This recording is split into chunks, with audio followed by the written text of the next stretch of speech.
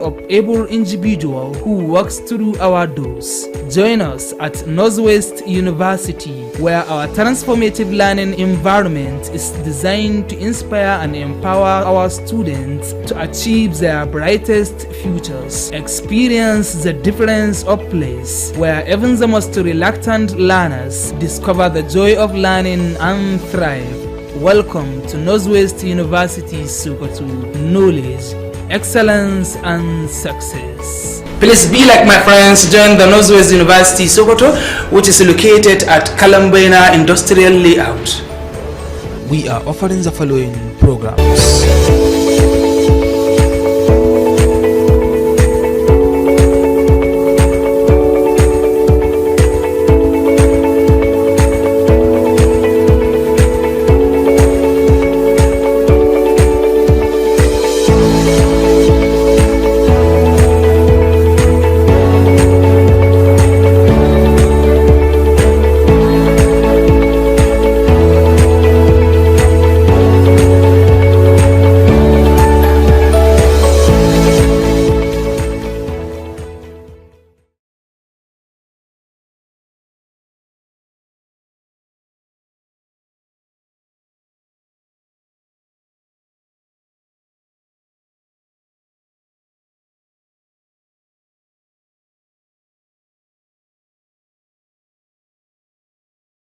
Jihar nan musamman mazauna kusa ga hanyoyin ruwa da cewa su tabbatar da sun kauce wa wayannan wurare ko kuma su yi duk mai yiwuwa su ga sun gyara wa ruwa hanyar su domin gudun fada ma wannan matsala da aka yi hasashe. Haka kuma ko baya ga hasashen ambaliyar ruwa, hukumar ta hasasu cewa za a yi kamfin ruwa wato fari a wasu sassa na kananan hukumomin jihar Sokoto. Kananan hukumomin kuwa sun hada da Binji, Bodinga, Dangishuni, Gada, Gwadabawa, Illela, Isa, Raba, Shagari, Silami, Tambuwal da Yabo. A bisa ga haka, mai girma sanata Aliyu Magatakarda ke kira da a ɗauki wannan hasashen da muhimmanci tare da haɗa kai da duk hukumomin da abin ya shafa domin kariya ga muhallinmu, dukiyarmu, rayukanmu da kuma abincinmu. Mu shuka iraruwa masu juriyar fari domin tsira da abincinmu na ci a gida. Sanatawa mako na kira da a tashi tsaye ga addu'o'i domin neman tsarin Allah ga wannan lamari da ake hasashe. Wannan sanarwa ce daga sanata Aliyu Magatakarda mako, sarkin Yamman Sokoto.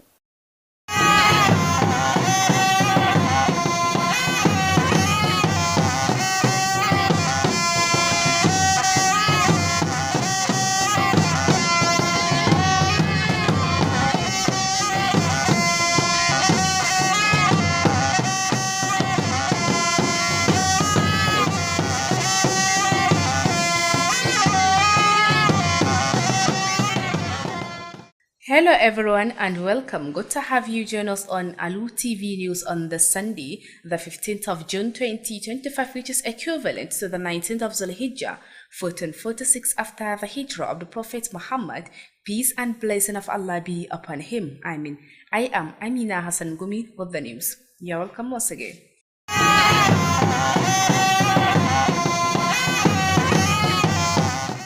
The Inspector General of Police, Kaide Ibetukun, has extended the deadline for enforcing the tinted glass permit to August 12, 2025. This move follows several concerns and feedback from the public regarding the reactivation of the digital application process for the permit.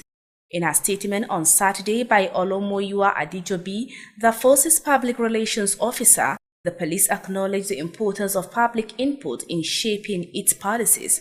He said the extension of enforcement is also intended to give room for additional enhancement and refinement to the application process, ensuring that no public member is unduly disadvantaged.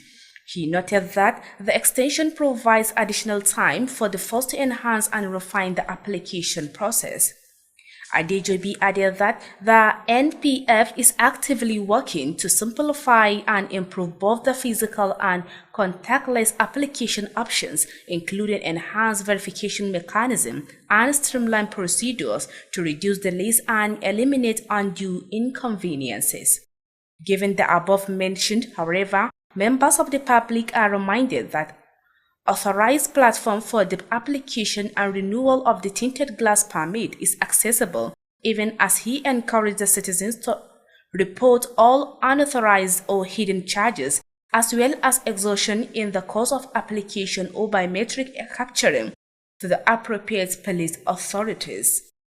Students from Shagari local government area of Sokoto State have been asked to pay more attention to their academic pursuit in various institutions of learning. The call was made by the Honorable Commissioner for Finance, Sokoto State, Honorable Muhammad Jebi Shagari, during an event organized by the students of Shagari.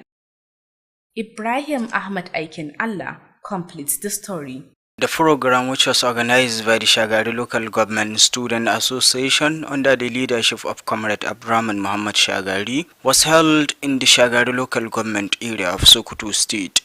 The event featured lecture presentations by two distinguished scholars, Malam Shehu Modi Shagari, who spoke on student development and entrepreneurship, and Dr. Farouk Busa, who delivered a lecture on the effect of drug abuse and examination malpractice. In his remarks, the Honorable Commissioner of Finance, Honorable Muhammad Jebi Shagari, commended the foresight of the President of the Student Association for organizing the event, which he described as the first of its kind in 2025. Indeed, this is very good time, but I have not come to lecture to supersede the lecturers of the day. They have done justice to their papers, and I'm very much pleased to congratulate them. My sons, the former HOD, Shehu, and my son, Doctor, I am very pleased to hear what you have talked about. You have done justice to these papers, and you have trained. You have even educated me personally, even as an old person. But for sure, the selection of these topics is not a small thing. I'm very much sure these comrades were guided. The president of the association, Comrade Abdurrahman Muhammad Shagari, began his address by expressing gratitude to Almighty Allah for the successful conduct of the program. He also appreciated all attendees for their presence and support. To welcome every one of you who is here with us to witness our program lecture and orientation program, aiming to tackle the major critical challenges affecting our students and youth. The programs have been set to address and discuss more on two separate topics. That is example practice and drug abuse, a destroyer of student journey. The special guest of honor, Honorable Special Advisor on Student Matters, Abubakar Muhammad Salami, who was represented by Aliyu Abdullahi, emphasized the importance of students becoming more productive and versatile for the development of their local government area. Other attendees of the program interviewed expressed their views on the importance of organizing such kind of event. The event was attended by dignitaries, stakeholders in Shagari local government area, students, and invited guests. Ibrahim Ahmad Aiken Allah, Alu TV News. The Independent Hajj Reporters IHR, a faith-based civil society organization dedicated to monitoring and reporting Hajj activities, has commended the National Hajj Commission of Nigeria (NACOMS), State Pilgrims Welfare Boards, Saudi-based service providers, and other stakeholders for the noticeable improvement in service delivery during the 2025 Hajj. The commendation was contained in a statement signed by its national coordinator, Ibrahim Muhammad from Makkah, Saudi Arabia. Aminu Al-Hussein Amanawa from Saudi Arabia reports that the independent Hajj reporters noted that the airlift of Nigerian pilgrims, feeding arrangements, transportation within the kingdom, and the allocation of 10 spaces in Mina and Arafat shown significant improvement compared to previous years. The organization also praised the Saudi Ministry of Hajj and Umrah for effectively curbing the intrusion of unauthorized persons into the Mina tent areas, a move that created more space for duly registered pilgrims from all participating countries. IHR further commended Nigerian pilgrims for conducting themselves with dignity and integrity, citing several instances where pilgrims returned misplaced funds to their rightful owners. However, IHR raised concern about the inadequate medical support provided to Nigerian pilgrims in Medina and the delayed establishment of the clinic in Mecca. The group urged NACOMS to urgently review and improve its medical service policy to avoid a repeat in future Hajj operations. IHR also called for transparency regarding the failure to process visas for over 2,500 intending pilgrims within the timeline approved by the Saudi authorities. Most notably, the organization described the poor treatment of pilgrims who travel through private tour operators. According to IHR, many of these pilgrims were accommodated in isolated areas in Mina without basic amenities. As the return journey had already begun, the group called on all stakeholders to intensify efforts to ensure a smooth and timeline airlift to pilgrims back to Nigeria. Don't forget, our viewers, you are still watching Alu TV news transmitting from Sokoto, the state of the Caliphate. You can also watch us through our social media handles at Alu TV on our YouTube channel, while on our Facebook page you can view us on Alu TV News. You can also download our mobile application on the Play Store by searching Alu TV to watch our previous programs or watch us live while the program is running. The news will now continue. The class of 2015 of Hafsat Ahmad Bello Model Arabic Secondary School, Sokoto, came together to celebrate their 10th anniversary in a heartwarming reunion filled with joy, reflection, and renewed commitment to unity and progress. The event brought together former classmates, teachers, and special guests in a lively atmosphere of nostalgia and purpose. Jamilu Musa Maishanu was there for Alu TV News and now reports. The opening remarks were delivered by the former head girl, Aisha Sani Molu, who welcomed her peers and expressed delight at the strong bond that has kept them connected over the years. In her address, Aisha Bashir emphasized that the gathering was aimed at fostering unity, mutual support, and exploring avenues for collective growth and self-improvement among members of the graduating class. Another speaker, Asma Ubi Magaji, took the opportunity to commend the governor of Sokoto State, Ahmad Aliyu Sokoto, for his unwavering dedication to the advancement of education in the state, particularly the comprehensive rehabilitation of their alma maters, as a testament to his commitment.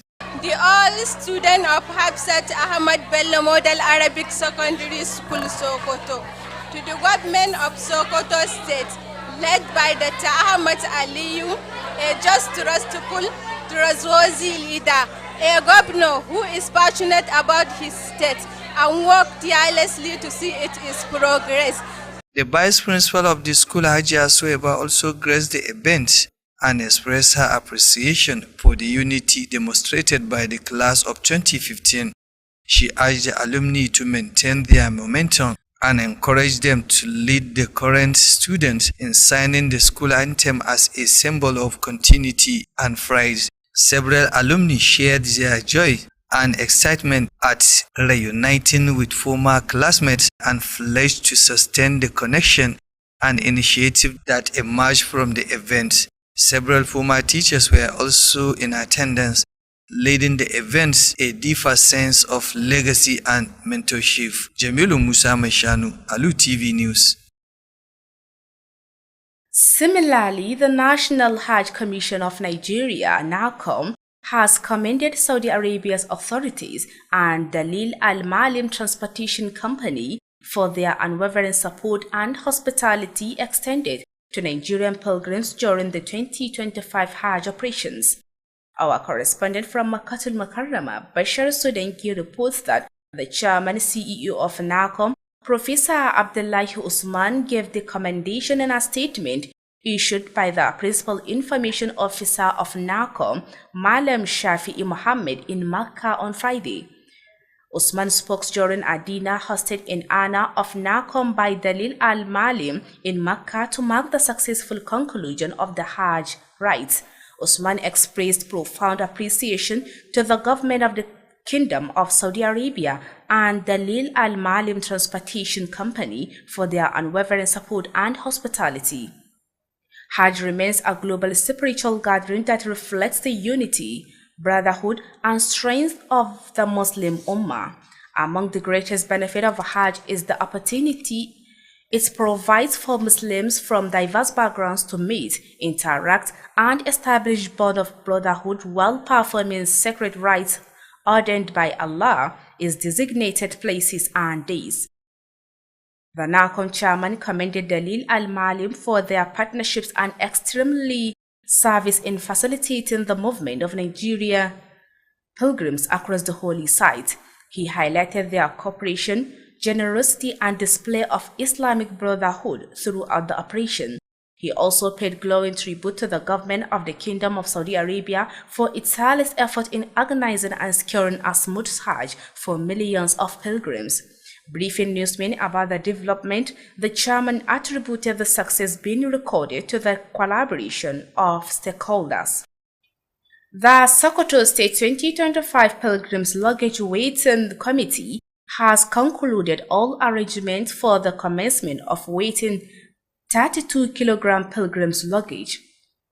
This followed meetings between the state government delegation led by the Deputy Amirul Hajj, Majority Leader Sokoto State House of Assembly, Honorable Bello Idris, and agencies management on one hand, and waiting committee members led by Honorable Aminu Abdullahi Ian Sokoto with 23 local government assistant Hajj registration officers.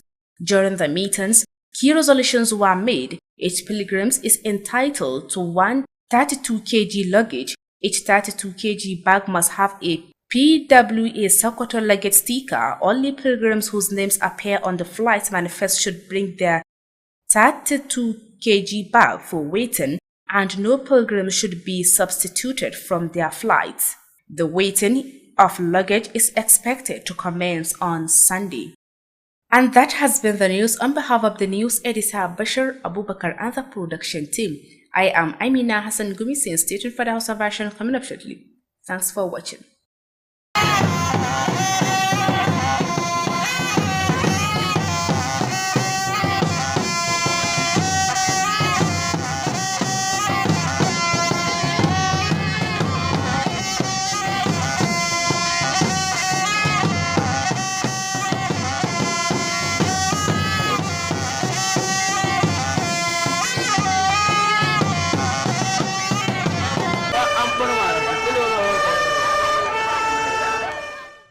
The hot season is here.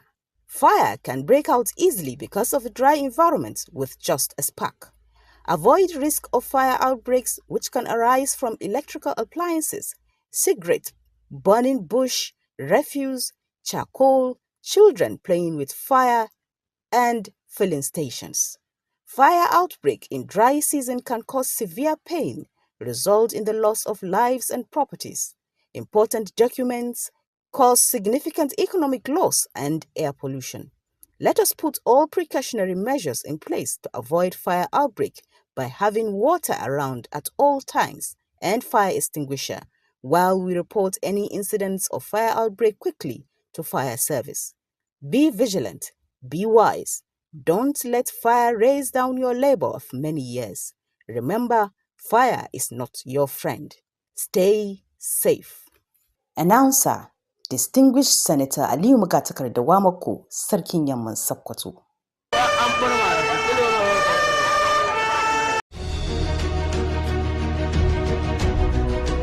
A lion will always remain a king.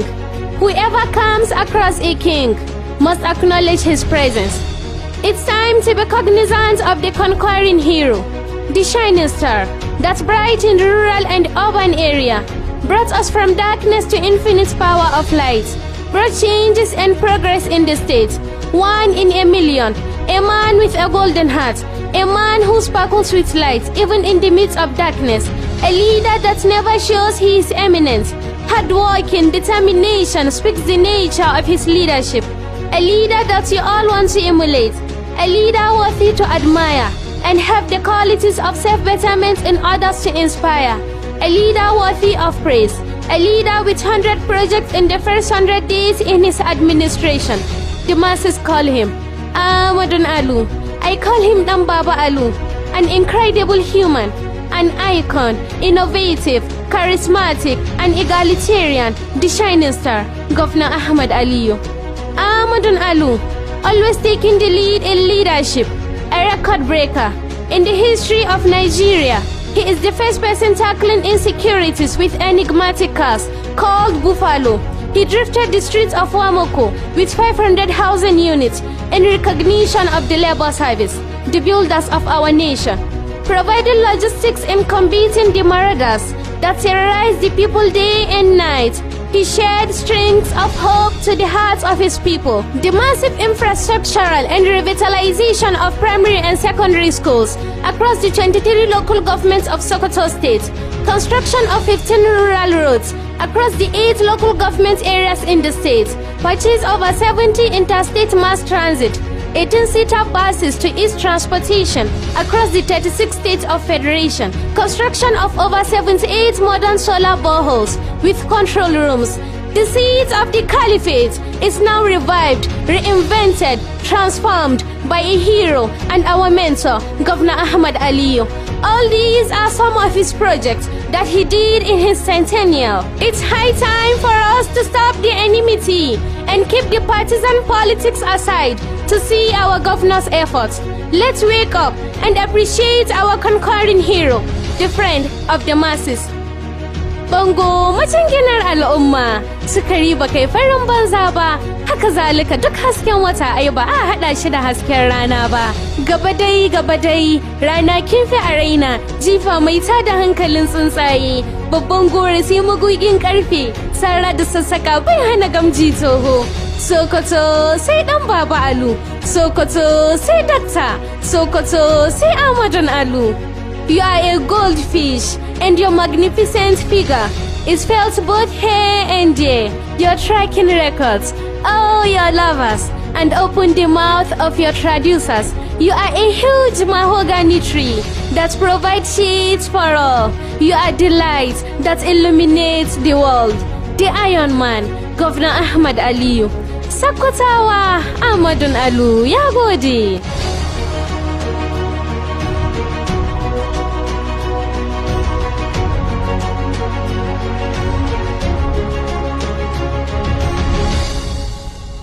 Jagoran matasan daular Usmaniya Alhaji Ahmad Aliyu Sokoto. Da shigarsa ofis, mai girma gwamna ya samar da manyan ayyuka a faɗin jihar Sokoto. Sannan a cikin zagayen godiya da mai girma gwamnan jihar Sokoto Alhaji Ahmad Aliyu ya yi wa ƙauyukan jihar Sokoto da kewaye alkawarin zai shimfiɗa musu tituna da kuma sanya musu wutan sola ga baki ɗaya. His Excellency Alhaji Ahmad Aliyu Sokoto ya gyara makarantu da kuma asibitoci tare da basu magani kyauta domin inganta rayuwar al'ummar Sokoto. Gwani ya barsa ai ya zama dole, gwamnan mu abin koyi duba da yanda ya zama zakaran gwajin dafi kuma ya kere tsara a cikin uwansa. Tabbas Ahmadin Baba Alu ya zo da gyara, ya mana jihar Sokoto sabuwa har ta zama abin kwatance ga makotan jihar. Aikin gadoji da tsohuwar gwamnati ta fara ta bari to mai girma gwamna Ahmad Aliyu ya karasa. Mai girma gwamna bai tsaya iya nan ba, ya kawo ƙananan motoci na zamani wanda zai sauƙaƙa wa iyayenmu mata zirga-zirga a faɗin jihar Sokoto. Manoma na ta san barka domin su ma sun rabauta da kayan noma na zamani. Kamar su iri, magungunan feshi, injin ban ruwa da kuma takin zamani. Ya bayar da albashi ga limamai da na'ibai a kowanne wata a birnin jihar Sokoto, birni da karkara domin inganta larurar addinin musulunci. Sannan ya ware kuɗaɗe kimanin naira 500,000 ga manyan masallatan Juma'a domin kula da su a kowanne wata a jihar Sokoto. Sannan mai girma gwamnan jihar Sokoto ya ba da shinkafa cikin sauƙi akan naira 38,700 da naira 50 a maimakon naira 78,700 da naira 50. Sannan ya samar da babura da adaidaita sahu ga duka matasan Sokoto domin rage yawan zaman banza a gun matasan su.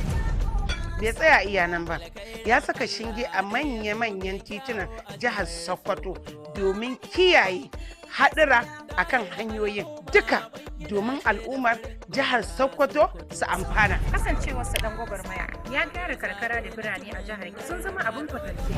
Da makotan jihar Sokoto ya samar da community guard tare da basu manyan motoci tsirar Hilux da babura manya. Tabbatar da tsaro a jihar Sokoto. Hakan ya sa ayyukan raya al'umma bai zama sabo a gare shi ba lokacin da ya zama. Ma'aikatansa kullum cikin yabansa suke domin ya ba su dama su yi aiki ba tare da takura ba ko kuma sa ido. Ya dawo da tallafin 10,000 daga 7,000 ga masu laluran birni da ƙauye. Sannan ya dawo da ciyarwa a watan Ramadana a duk faɗin jihar Sokoto. Yanzu jihar Sokoto ta zama abin sha'awa ga dukkan al'ummar. Ahmad Aliyu 4+4 su biyu insha Allah. Ahmad Aliyu sau biyu ne da izinin Allah. Alhaji Ahmad Aliyu 2 times insha Allah. Ahmad Ali zama daram. Ahmad Ali 4+4 insha Allah. Ahmad Ali 4 sau 4 in Allah ya da ta zarshi. Ahmad Ali 2 times insha Allah. Ahmad Ali sau biyu ne insha Allah. Wala haula wala quwwata illa billahi gwamna sai Ahmad Sokoto dan Amerika gaskiyar ka ba wani mai ima faɗa rigima mai gaban mu walla akan komai ba mu kin faɗar Allah makamin mu ku ba ya zirce la haula idan muka je wata makiya dole su suma. Assalamu alaikum masu kallo. Sunana Abdul Gidan Duko mai waƙar wala haula.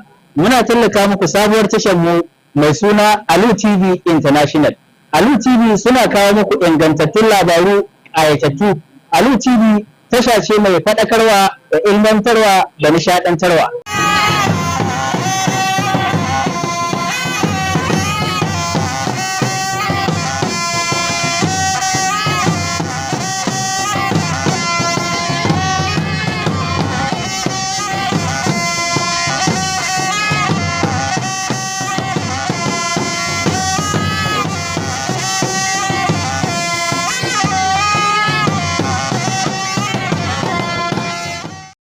To jama'a barkanmu da yau da kasancewa da ku a labaran Alu TV. A yau Lahadi 15 ga watan Yunin shekarar 2025 daidai da 19 ga watan Zulhajji na shekarar 1446 bayan hijirar fiyayyen halitta Annabi Muhammad sallallahu alaihi wasallam daga garin Makka zuwa Madina.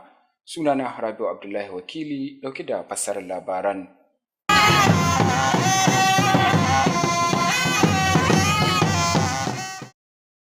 Sufeta janar na 'yan sanda Kayode Ebetukun ya ƙara wa'adin fara aiwatar da dokar lasisin gilashin mota mai duhu wato tinted glass a turance zuwa ranar 12 ga watan Agusta na shekarar 2025. Wannan matakin na zuwa ne bayan koke-koke da ra'ayoyin jama'a dangane da sake ba da damar tsarin neman lasisin ta hanyar yanar gizo. A wata sanarwa da jami'in hulɗa da jama'a na rundunar wato Alu Tv ya fitar a ranar Asabar, rundunar 'yan sanda ta bayyana muhimmancin ra'ayoyin jama'a wajen tsara manufofinta. Ya ce ƙarin lokacin zai baiwa mutane damar ci gaba da shiryawa tare da baiwa hukumar damar inganta tsarin neman lasisin domin tabbatar da cewa babu wani ɗan ƙasa da za a cutar.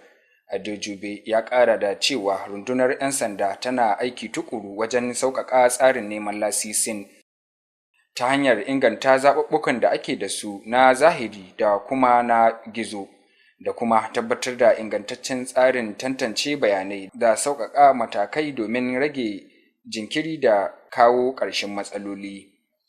Duk da wannan sauyin, an tunatar da jama'a cewa dandalin hukumar na nema da a sabunta lasisin gilashin mota mai duhu yana nan buɗe, tare da kira ga 'yan ƙasa da su rika kai rahoton duk wani ƙarin kuɗi da ba bisa ƙa'ida ba ko kuma cin hanci da ake yi yayin aikin neman lasisin ko ɗaukar bayanai ga hukumomin 'yan sanda da abin ya shafa. An yi kira ga ɗaliban ƙaramar hukumar Shagari ta jihar Sokoto da su mayar da hankali sosai kan karatunsu a cibiyoyin ilimi daban-daban da suka halarta. Wannan kiran ya fito daga bakin kwamishinan kuɗi na jihar Sokoto wato Honorable Muhammad Jabi Shagari a wani taro da ɗaliban ƙaramar hukumar Shagari suka shirya. Ga wakilinmu Ibrahim Ahmad Aikin Allah ɗauki da cikon rahoton. Shirin dai wanda kungiyar ɗaliban ƙaramar hukumar mulki ta Shagari ta shirya ƙarƙashin jagorancin Comrade Abdurrahman Muhammad Shagari ya gudana dai a ƙaramar hukumar mulki ta Shagari. An gudanar da taron ne tare da gabatar da jawabai daga manyan baƙi masu gabatar da makalu mutum biyu. Malam Shehu Modu Shagari wanda ya gabatar da jawabi akan ci gaban ɗalibai da kuma kasuwanci. Inda daga bisani Dr. Faruku Busawa shi ma ya magana akan illolin shan miyagun ƙwayoyi da kuma satar amsar jarabawa. A cikin jawabinsa, kwamishinan kuɗi na jihar Sokoto Honorable Muhammad Jabi Shagari ya yaba da hangen nesa na shugaban ƙungiyar ɗaliban wanda ya shirya wannan taro, wanda ya bayyana wannan taro a matsayin irinsa na farko a shekarar 2025. Ko ka yi boko ko baka yi ba, abinda ake so ka shiga sana'a. Ka ɗauki kowace iri. Zamanin nan yau wannan al'amari na waya ko na ƙarin kayan na'urori kamar kyamarorin nan da kuma sauran kayan jawabai, duk wasu al'amura na waɗanda ke ana da kuɗi da su. Muna roƙo ga mutane su yi amfani da irin waɗannan wayoyin ko wannan basira da Allah ya baku, ku matasa ku san ka amfani ku kai ga level da aka ce ma developers. Gaban kungiyar ɗaliban ƙaramar hukumar Shagari, Comrade Abdurrahman Muhammad Shagari ya fara jawabin nasa tare da godiya ga Allah Maɗaukakin Sarki, wanda ya nuna masa wannan rana da aka gudanar da wannan taro, kuma ya nuna godiyarsa matuƙa ga manyan baƙin da suka halarci taron haɗi da ɗalibai da sauran jama'a. Bako na musamman da aka gayyata a wannan taro mai bawa gwamnan jihar Sokoto shahara akan harkokin ɗalibai, Honorable Abubakar Muhammad Salami, wanda ya samu wakilcin Abdullahi Aliyu, ya jaddada muhimmancin ɗalibai su kasance masu ƙwazo da ƙwarewa domin ci gaban ƙaramar hukumar mulkin su. Wasu daga cikin mahalarta taron da aka yi tattauna da su sun nuna muhimmancin shirya ire-iren waɗannan tarurrukan.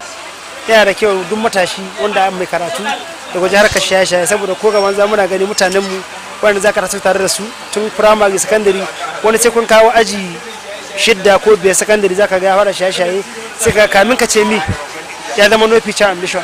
Da kuma dagewa wajen harkar karatunsu gaskiya na yaba sosai. Sannan ina kira ga wayanda ke tasowa, misali irin wayanda za su gade su nan zuwa gaba, da su yi kokari su yi kwaikwayo da irin wayannan programs din.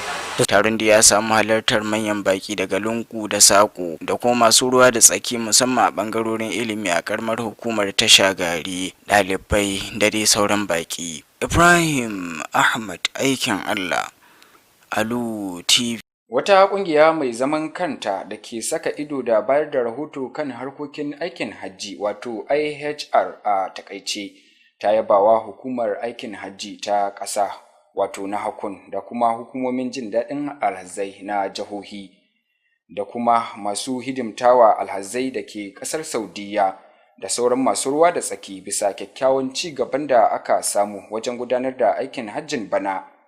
Yabon na a ƙunshi ne a cikin wata sanarwa da mai tsara ayyukan ƙasa na ƙungiyar wato Ibrahim Muhammad ya fitar daga birnin Makka a Saudiya.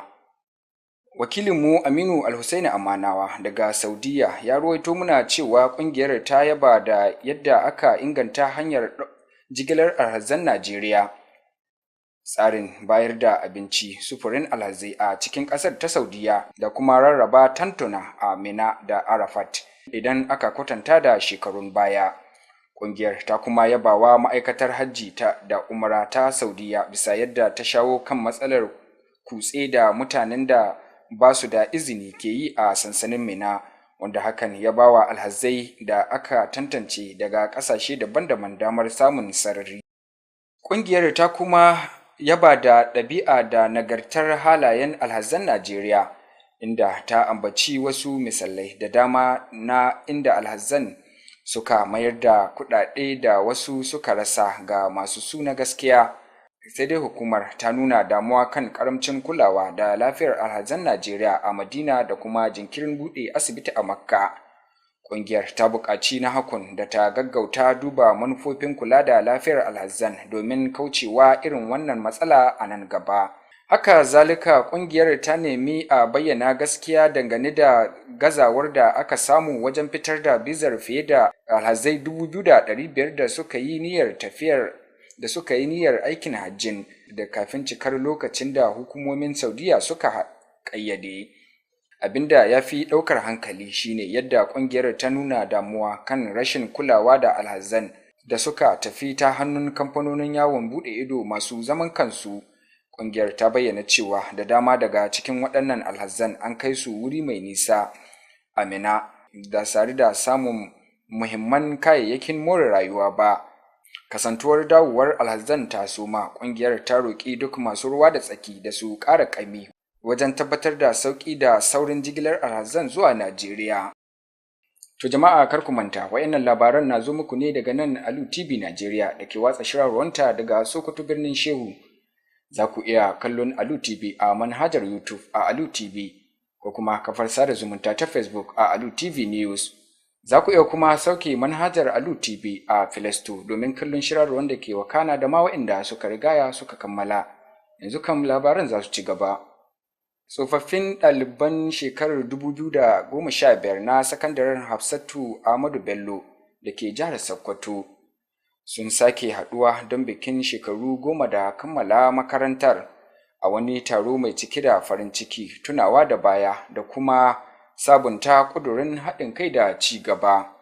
Taron ya haɗa tsofaffin ɗalibai, malamai da baƙi na musamman a cikin yanayi mai cike da annashawa da gamsuwa da juna. Wakilinmu Jamilu Musa Mai Shanu ya halarci taron ga kuma rahoton da ya kalato muna. Tsohuwar shugabar ɗalibai Aisha Sani Molu ce ta gabatar da jawabinta na buɗe taro, inda ta tarbi abokan karatunta tare da bayyana farin cikinta bisa yadda zumuncin da soyayya suka ci gaba da ɗaurewa na tsawon shekaru 10 da suka wuce. A nata jawabin, Aisha Bashir ta jaddada cewa taron ya samo asali ne domin ƙarfafa haɗin kai, tallafawa juna da kuma nazarin hanyoyin da za su bi don taimakawa sauran ɗaliban wurin inganta kansu da juna a gaba. Wata mai jawabi, Asma'u B. Magaji, ta yaba wa gwamnan jihar Sokoto Ahmad Aliyu Sokoto saboda jajircewarsa wajen bunƙasa harkar ilimi a jihar, musamman ta hanyar gyara makarantar da suka kammala, wanda ta bayyana a matsayin shaida ta ƙudurinsa na inganta ilimi. Mataimakiyar shugabar makarantar Hajiya Suwaiba ta halarci taron kuma ta nuna matuƙar jin daɗinta bisa yadda 'yan ajin shekara ta 2015 suka taru cikin haɗin kai da zumunci. Ta buƙaci tsoffin ɗaliban da su ci gaba da irin wannan ƙoƙarin tare da ƙarfafa su. Ta jagoranci ɗaliban wajen rera taken makarantar a matsayin alamar ci gaba da alfahari da makarantar. Yanda na gansu akwai haɗin kai tare da su, sannan kuma ina roƙo gare su kamar yadda na ga sun haɗa kansu yanzu. Dole dama a samu wani, in dai abu ya wuce mutum ɗaya mutum biyu, dole a samu wani wata baraka. To kasu yadda barakan nan ta shiga, su ƙoƙari su haɗa kansu. Wasu daga cikin tsofaffin ɗaliban sun bayyana yadda suka ji daɗin sake haɗuwa da abokan karatunsu tare da alƙawarin ci gaba da gina zumunci da ayyukan ci gaba. Ɗaiɗaikun mu ɗaya muka haɗuwa da juna irin 'yan abu ya samu, to akwai waɗanda gaskiya tun da muka rabu bakin gate sai yanzu muka haɗu da su. Muna so mu ga ci gaba ga ɗalibanmu don gama makarantar da mun kai muga kowa ya samu abin yi, ko ka dogara da makaranta ko kuma ka dogara da wani sana'a wadda za ta taimakon ka. A cikin farin ciki sosai da sosai, saboda tun radda mun ka kare akwai wa'anda tun hostel ko in ce tun area school ban mu sake haduwa da su ba sai yau, kuma na gane su na ji daɗi sosai, na yi farin ciki. Sannan ina miƙa saƙon gaisuwa ga Ahmad Ali, wannan Sokoto mai girma kenan. Mun ga ƙoƙarin da ya yi mana cikin makarantarmu, wanda azuzuwanmu sun samu matsaloli, hostel ya samu matsala, mun shiga mun kai ziyara, mun ga irin ƙoƙarin da ya yi da rawar da ya taka akan ya gyara mana makarantar mu, kuma alhamdulillah makaranta ta yi kyau. Wasu daga cikin tsofaffin malaman sun halarci taron, lamarin da ya ƙara wa taron armashi. Ƙarshen rahoton kenan. Jamilu Musa Mai Shanu, labaran Alu TV. Haka zalika hukumar hajji ta ƙasa wato NAHCON ta yaba wa hukumomin Saudiya da kamfanin sufuri na Del Almalin saboda goyon baya da karamci da suka nuna wa alhazan Najeriya yayin gudanar da aikin hajjin bana. Wakilinmu daga Makkatul Mukarrama wato Bashar Sudangi ya rawaito mana cewa shugaban hukumar NAHCON Farfesa Abdullahi Usman ne ya bayyana hakan a cikin wata sanarwa da babban jami'in watsa labarai na hukumar wato Malam Shafi'i Muhammad ya fitar a Makka a ranar Juma'a. Usman ya yi wannan jawabi ne yayin liyafar cin abinci da kamfanin Del Almalim ya shirya a Makka don karrama NAHCON bisa kammala ibadar aikin hajji cikin nasara. Farfesa Usman ya bayyana godiya matuƙa ga shugabancin masarautar Saudiya da kuma kamfanin Del Almalim saboda cikakken goyon baya da karamcin da suka nuna. Ya ce aikin hajji babban taro ne da ke bayyana haɗin kai, kawanci da ƙarfin musulunci a duniya baki ɗaya. Daga cikin manyan fa'idodin aikin hajji akwai damar da yake bayarwa ga musulmi daga sassa daban-daban na duniya su haɗu su yi mu'amala su kuma gina zumunci yayin gudanar da ibadar da Allah ya farlanta a wurare da kwanaki na musamman. Shugaban NAHCON ya yaba da haɗin gwiwar kamfanin Del Almalim da kuma ingancin yadda suke gudanar da aikin sufuri da sauƙaƙa kai komun alhazan Najeriya a wuraren ibada. Ya jaddada yadda suka nuna haɗin kai, karamci da kuma kyautata hulɗa bisa tushen 'yan uwantakar musulunci a duk tsawon lokacin gudanar da aikin. Haka kuma ya nuna matuƙar girmamawa da godiya ga masarautar Saudiya bisa jajircewarta da ƙoƙarinta wajen shiryawa da tabbatar da aminci da tsari ga miliyoyin alhazan da suka hallara domin gudanar da aikin hajji. Yayin da yake yi ma manema labarai bayani kan wannan ci gaba, shugaban hukumar ya danganta nasarorin da aka samu da haɗin gwiwar masu ruwa da tsaki. Kwamitin auna kayan alhazan jihar Sokoto na shekarar 2025 ya kammala duk shirye-shiryen da suka wajaba domin fara auna jakunkunan alhazai masu nauyin kilogiram 32.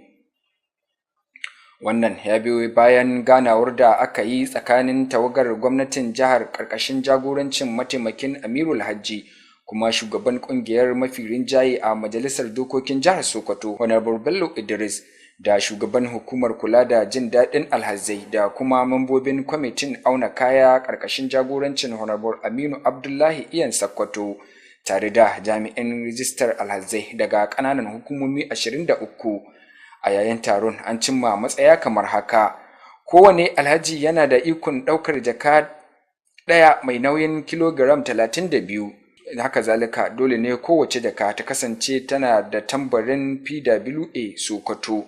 Haka ma alhazan da sunayensu suka bayyana a cikin jadawalin tafiya ne kaɗai za su kawo jakunkunansu domin a auna su. Daga ƙarshe ba za a yarda a mai gurbin wani alhaji da wani ba a cikin jerin fasinjojin jirgi. Ana sa ran za a fara auna kayan daga ranar Lahadi. To da wannan rahoton labaranmu na yau suka kammala. A madadin editan labaran wato Bashar Abubakar da 'yan uwa abokanan aiki da suka taya mu isowar waɗannan labaran a gare ku, ni Rabiu Abdullahi Wakili nake muku fatan alkhairi.